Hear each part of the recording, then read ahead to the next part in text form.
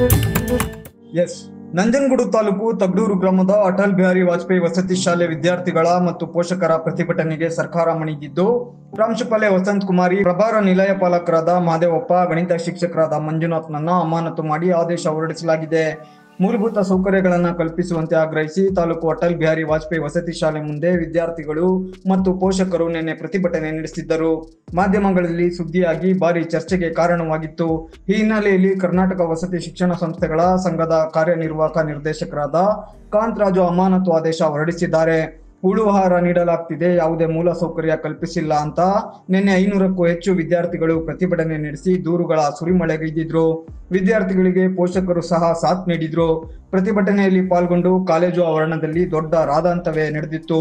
ಇದರಿಂದ ಕೂಡಲೇ ಎಚ್ಚೆತ್ತ ಕರ್ನಾಟಕ ವಸತಿ ಶಿಕ್ಷಣ ಸಂಸ್ಥೆಗಳ ಸಂಘ 3 ವಿರುದ್ಧ ಕ್ರಮ ಕೈಗೊಂಡು ಅಮಾನತುಗೊಳಿಸಿ ಆದೇಶಿಸಿದೆ.